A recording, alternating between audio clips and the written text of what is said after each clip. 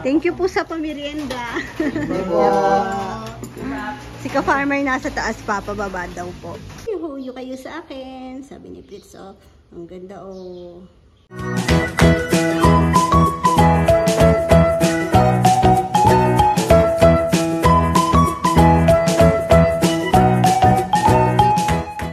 Gandang buhay. Ay. Ayan ang ginawa. Anong sabi sa'yo, Kuya Esong? Pinaano ata? Magbasahe ka no. Talagang di na sila naano kay Tito Esong. Nahihiya. Umulan po kasi kagabi. Basa yung ano. Sabi ko labas sila, maglaro sila dito. E di nawala agad. Ayun, basa pala. Nandun si Kuya Esong nagpipintura. Kaya pala galing silang dalawa doon. Nakiusap ata na punasan. Hot no? Oh, hot. O nga no, para kang bee. Mainit nga. Hot nga no? Mainit.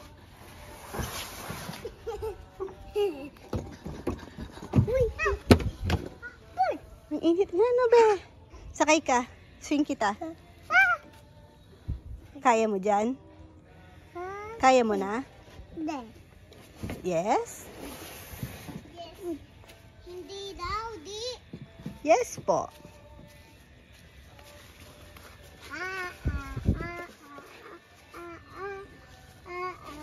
Sino mo ako kumakay?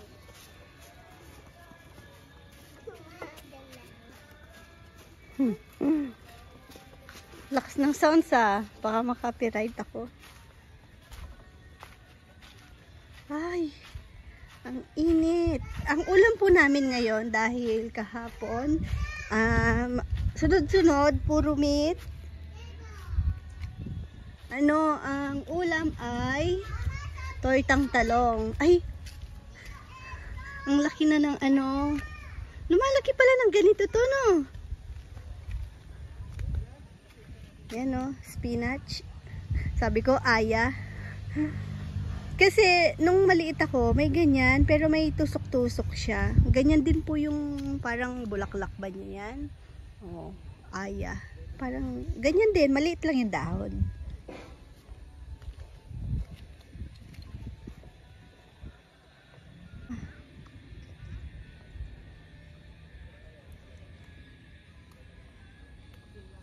Tapos, tignan nyo po yung mga alokbati na binili namin sa San Fernando, palengke. Ang bilis dumami, no? Kaso, pag ha-harvest ka, parang mahirap. Kasi, siksik sila doon, no?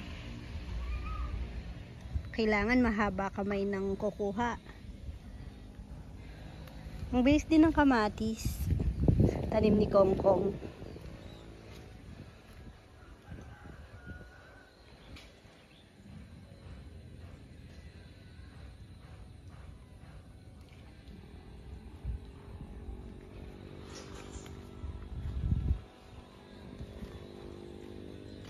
Tingnan niyo po yung mulberry.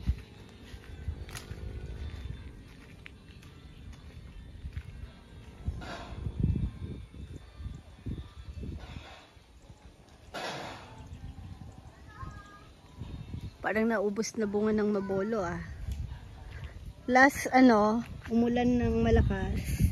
Hangin. Ang daming nalaglag. Ay, sira na. Sayang.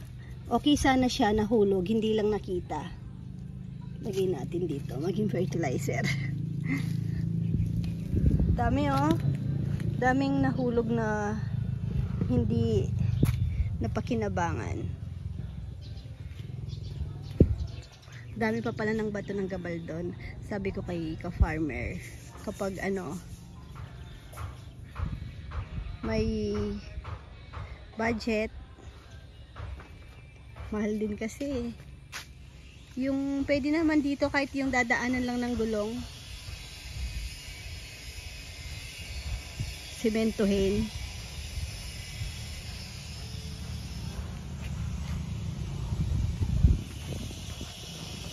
Aabot pa nga to eh, kasi ang dami oh.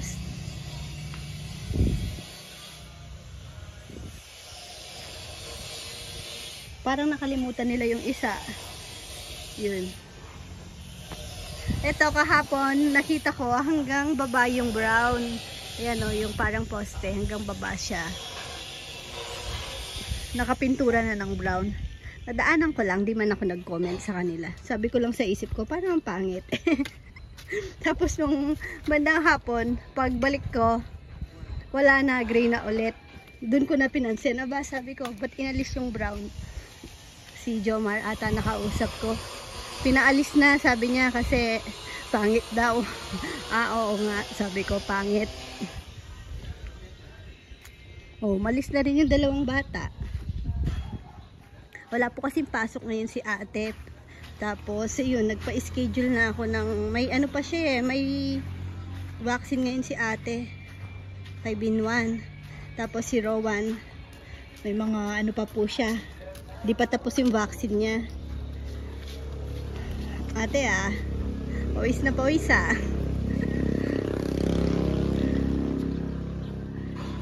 Nasaan si Owan? Alam niyo po si Chichi, kahit ganyan na akala niyo po maldi-maldita ganon, pero napakano po niyan sa kapatid niya. Maalaga po siya. Si Rowan, lagi niyang chine-check kung nasaan. Alam niyo po bang one time, bumaba po kami ng sasakyan. Tapos, pagbaba namin ng sasakyan, sakto, may bisita. So, ako, may binibit-bit ako. Kasama kasi namin si Natnat noon. Tapos, nakatulog si Natnat. Ginawa ko, binuhat ko si Natnat. Binaba ko muna sa loob. Tapos, bumaba si Chichi. Ngayon, akala ko naman, binaba na si Rowan. Ngayon, tinanong ako ni Bebe, nasan si Rowan? Sabi ko, bumaba na. Di tinulak niya yung pinto, hindi niya na sinilip. Mabilis lang naman. Mamaya, lumalabas si Chichi, nasan si Rowan? Ikot siya ng ikot, hinahanap yung kapatid niya. Wala pa yung 5 minutes siguro. Tapos, okay, ano pa naman yung car, okay pa naman. Nakano pa naman. Kaya, kahit hindi siya hanapin ni Chichi, makikita din namin agad si Rowan. Ngayon pala, naiwan siya sa loob ng sasakyan. Hindi naman po kasi namin marinig kahit nagtatawag siya sa loob. Ayun sina kuya dyan. Tapos ngayon, tinuturuan namin siya kapag nalock siyang mag-isa sa loob ng sasakyan, anong gagawin niya. Nakakatuwa kasi nung isang araw, tinanong namin. Tapos, naalala niya pa yung tinuro sa kanya. Siguro mga ano na din yun eh. More than 1 week na kasi nung nakulong siya sa sasakyan. Awang-awa kami sa kanya kasi umiyak siya dun sa loob. Tapos si ate, si Chichi, di nagalit sa amin. Yun daw kapatid niya. Iniwan. Ay, ang ganda na. Yung bigay to ni Tita Aida. Tapos, ito hindi ko pa naasikaso. Ito yung pinatransplant ko kay Kongkong. Sabi ko sa 2 paso. Kailan ba ito na-transplant? Nung bagong panganak ata ko. Hindi kami nagkaintindihan. Naging 4 na paso. Kaya aayusin ko pa po yan. Plano ko kasing ilagay dito sa sa may front door. Mamaya, magano kami ng pares, magluluto. Ito po ang aming ulam ngayon. Tortang talong na may giniling. Tapos, may prito-prito pa kasi. Tapos, may mga sobra pa kaming kahapon. Nagmerienda na ba? May pandesal pa dito isa eh.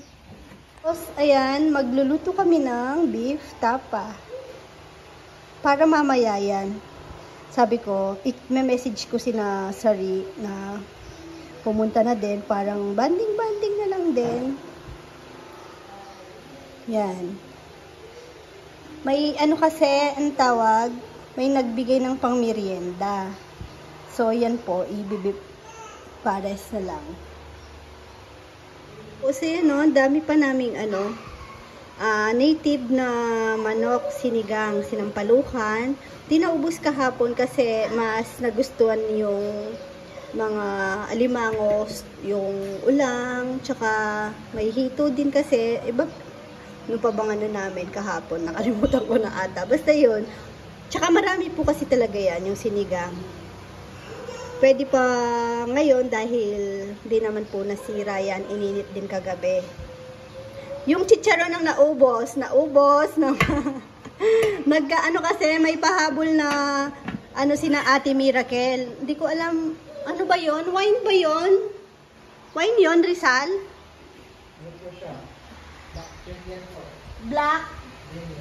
Black Daniel. Ayun, may pahabol po na Black Daniel sina Ate Miracle.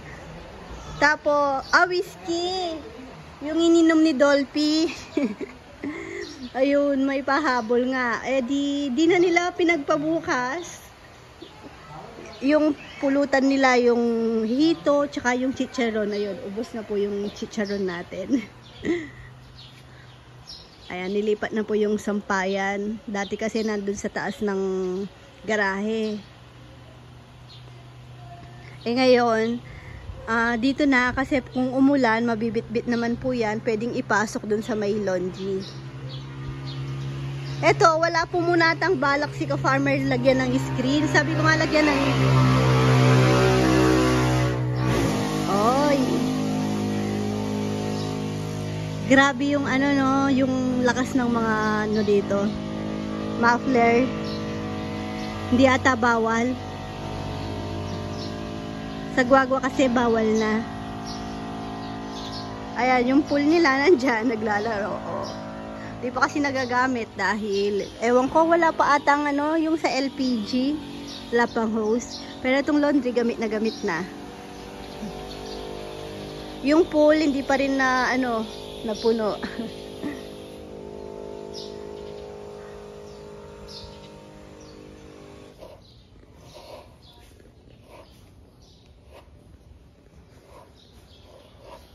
Ngayon nyo po sabihin, pangit yung si Pretty. Ang ganda-ganda kaya niya, Oh. Brush na. Oh, pakita ka, Pets. Pakita ka daw, be. Uy, huyo kayo sa akin. Sabi ni Pets, oh. Ang ganda, oh. Kulay mayaman na. Pets.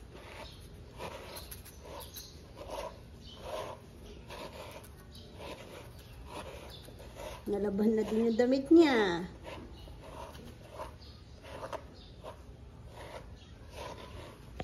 Ang ganda. Kulang na lang ng braces sa ngipin, pero perfect na. Naputulan na din siya ng kuko. Sobrang haba, no, Pritz? Magdamit ka na. Dahil ikaw ang pinakamaganda dito. Ay! Magandang dilag. Pritz. Hoy, wala ka namang panty. Ayan na yung aming pares. Wow! May pares nga. Yung star anise. Kaso, yun, maulan. Pakita ko, pressure cooker na kasi para mabilis. Tapos, meron pa dito sa kabila, sabaw. Ayan. Pwedeng pang mami bukas. Tingnan nyo, ang ganda ng bundok.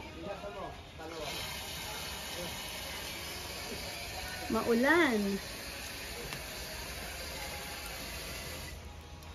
Umuwi na si Kuya Jun. Dinelnelo ka rin la? Na? Ayan, nagugas na ng baso si Kongkong. Coffee time! Hindi pa, Kong. Malamig eh. Tapos na magkape. Tapos na pala magkape. Sorry naman. Mamaya pa niyan, masarap pag nagpares tayo, Kong.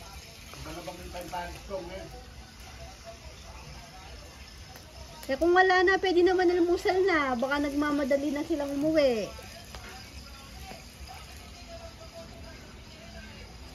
Kasi nakakatamad yung panahon, no?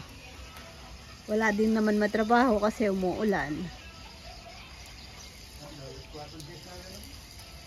4:10 na rin naman daw, sabi ni Papa Yam.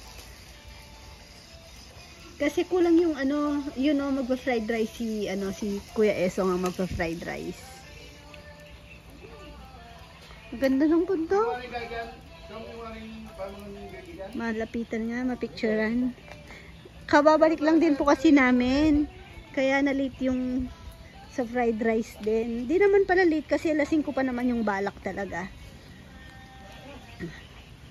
Ano po kami, check up ng mga bata. Buti naman, sabi ko 'di ba si Neo parang nagkasipon. Tapos okay naman, malinis naman daw po yung baga.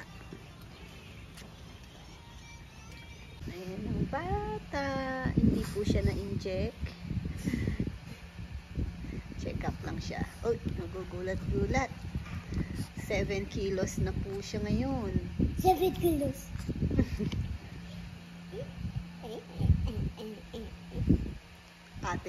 Ate niya na nakakailang pandesal sa isang araw.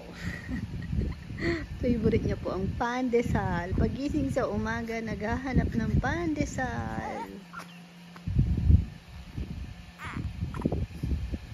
Uy, ano?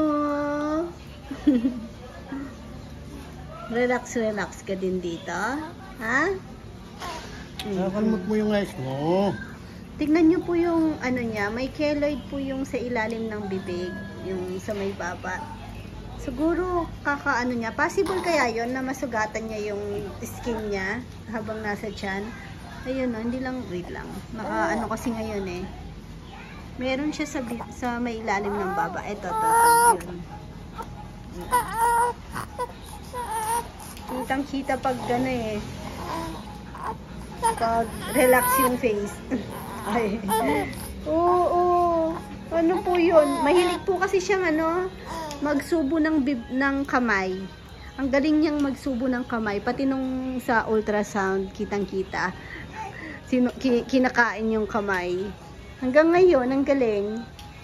Di ba alam, yung ibang bata, parang pagsusubo yung kamay, parang hindi pa may shoot-shoot sa bibig eh. Pero siya, nakukuha agad. No? Kaya siguro, ayun o, yan, kita po ngayon. Ay, wala na. Okay, pares time. Chili paste. Natutong lang na chili paste. Dapat red pa yan. Kaso, nasobrahan sa, luto. Salamat po sa, sa pamirienda. Yung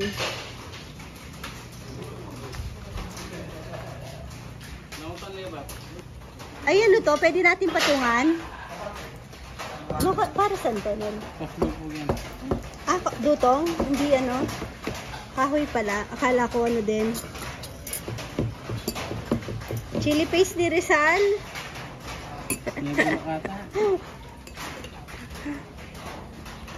Ano kayo?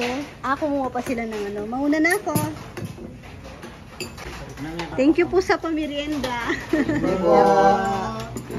Si ka-farmer nasa taas pa, pababa daw po. Kini na akong malaman. Nakipares na din dito. Tatda, merienda lang yan. Parang kulang ng kape. Ano bang partner niyan madalas? Kape o soft drinks?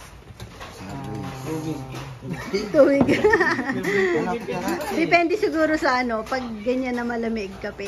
Pero pag mainit, soft drinks. Ay, grabe naman yung ni Dexter. Yung chili paste. Opo. Di ba mga hindi yan? Opo. Ayan, bininyagan na yung pinto. Good night, kabebe.